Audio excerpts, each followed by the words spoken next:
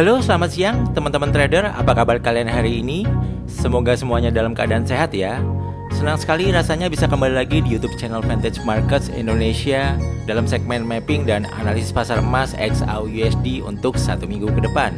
Hari ini adalah hari Rabu tanggal 4 Desember tahun 2024. Saya ingin menginformasikan bahwa Vantage Markets adalah salah satu broker forex dan emas terbaik yang sudah berpengalaman lebih dari belasan tahun di industri ini. Vantage ini juga telah diatur oleh regulator FCA di Inggris dan ASIC di Australia. Jadi harapannya teman-teman dapat merasa tenang dan percaya diri saat trading di platform ini. Untuk teman-teman yang tertarik untuk mencoba trading di broker ini baik di akun demo maupun di akun real, bisa langsung mendaftar melalui link yang ada di kolom deskripsi dari video ini ya. Kemudian kabar baiknya di bulan ini kita juga telah menghadirkan segmen baru di channel ini. Kita akan membahas strategi trading yang bisa membantu teman-teman agar menjadi trader yang konsisten profit. Jadi jangan sampai ketinggalan ya. Pastikan untuk subscribe channel ini dan nyalakan lonceng notifikasinya agar selalu mendapatkan update video terbaru. Terima kasih teman-teman telah mendukung channel Vantage Market Indonesia. Yuk kita mulai saja mapping dan analisisnya.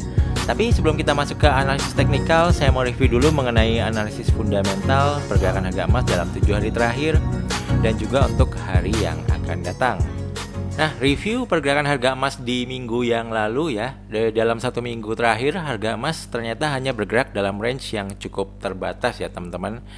Dia bergerak di antara harga terendah di level 2604 sampai di harga tertinggi di level 2665. Pergerakan harga yang cenderung sideways ini kemungkinan besar disebabkan oleh pelaku pasar yang masih wait and see, menunggu data ekonomi Amerika selanjutnya yang akan rilis di hari Jumat ini, yaitu di sektor tenaga kerja non-farm payroll ya. Jadi ini news yang ditunggu-tunggu oleh para trader dunia ya teman-teman.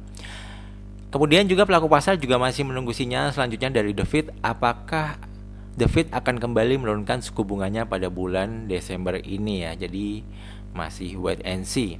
Kemudian ini dia berita yang perlu kita waspadai di minggu ini. Yang pertama ada ADP non-farm Amerika ya teman-teman. Ini di hari Rabu tanggal 4 Desember, berarti nanti malam jam 8.15 waktu Indonesia bagian Barat.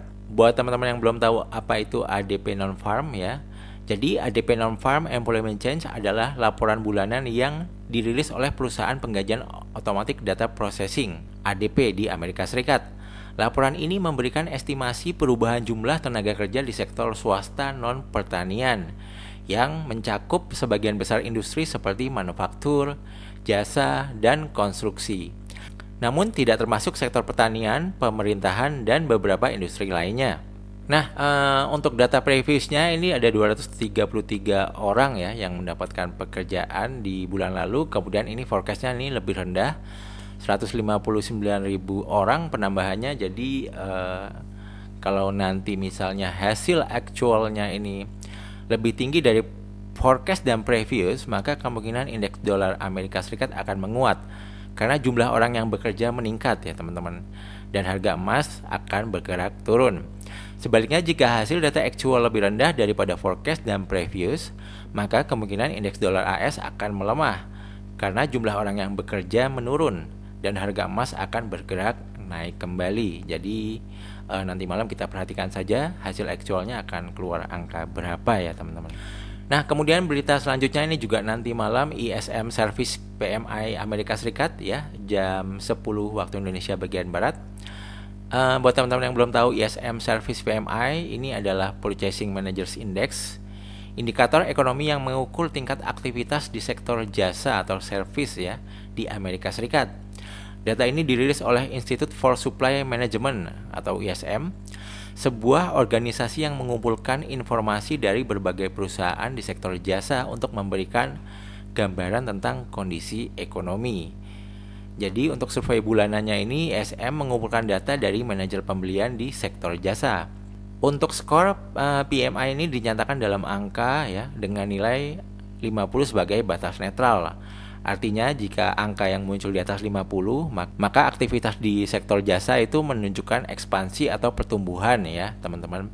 Jika di bawah 50 maka menandakan kontraksi atau penurunan aktivitas di sektor jasa. Nah, mari kita lihat untuk data di bulan lalu angkanya 56 ya, artinya masih di atas 50, dan untuk forecastnya angkanya juga masih di atas 50 ya, atau 55,5 ya prediksinya ya. Nah, nanti malam jika hasil aktualnya masih di atas 50, ini artinya masih good news ya. Sektor jasa masih mengalami pertumbuhan, maka kemungkinan indeks dolar Amerika Serikat akan menguat ya teman-teman, dan harga gold kemungkinan akan bergerak turun. Tapi jika nilai aktualnya bisa di bawah 50, yang mana ini menandakan kontraksi atau penurunan aktivitas di sektor jasa, maka kemungkinannya dolar indeks akan melemah dan harga emas bisa bergerak naik kembali ya teman-teman.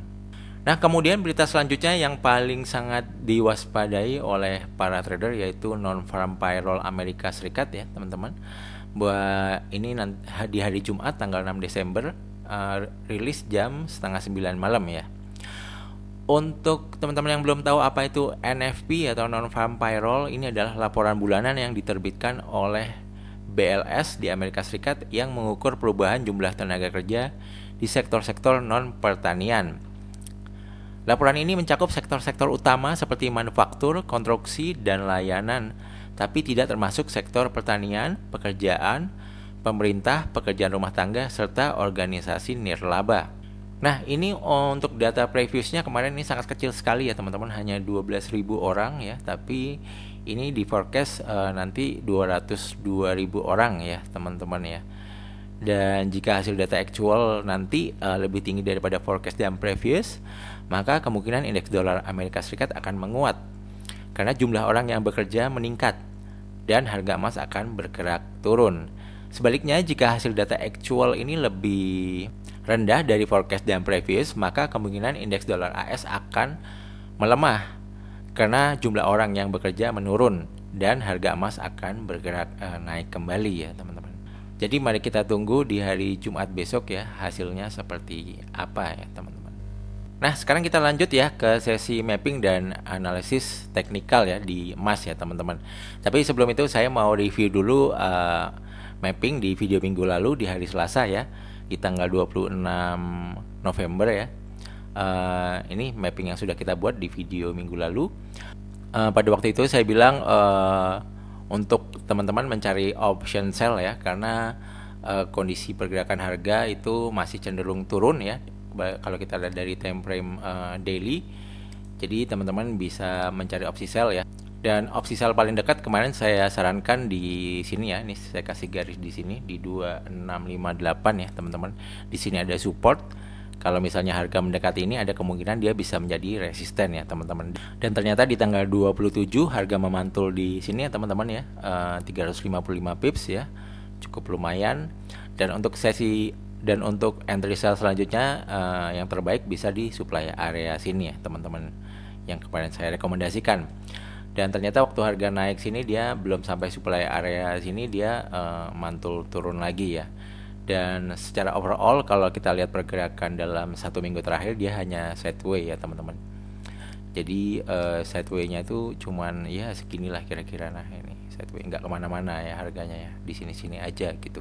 Nah, jadi untuk mapping dan analisis kita di minggu lalu masih bekerja dengan baik ya teman-teman. Semoga teman-teman yang menonton video ini mendapatkan profit di gold ya. Nah, bagaimana untuk mapping dan analisis gold untuk 1 minggu ke depan? Ini saya gambar dulu ya teman-teman. Nah, untuk mapping area untuk gold di 1 minggu ke depan ini belum banyak perubahan areanya ya teman-teman. Jadi cenderung masih sama untuk demand dan supply areanya ya. Karena supply dan demand areanya ini belum di break oleh harga dalam 7 hari terakhir ini ya. Jadi ini masih berlaku ya teman-teman. Cuman di sini kalau kita lihat di time frame H4 ya, untuk arah gold ini sudah mulai cenderung naik ya. Kalau kita lihat struktur marketnya ini dari low, high, low, dan dia break high ya. Tapi di sini dia sempat koreksi turun ke sini ya. Dan ini sempat mantul. Nah, ini untuk arah di H4 masih cenderung naik ya. Jadi teman-teman bisa melakukan opsi buy sedekat mungkin 2620.96 ya. Ini untuk jangka pendeknya ya. Ini buy di dekat sini. Nanti kalau ini break, teman-teman bisa melakukan cut loss. Kenapa melakukan cut loss dulu? Karena di sini arahnya sudah mulai cenderung menjadi turun ya. Kalau ini dia di break ya. Nah, seperti itu.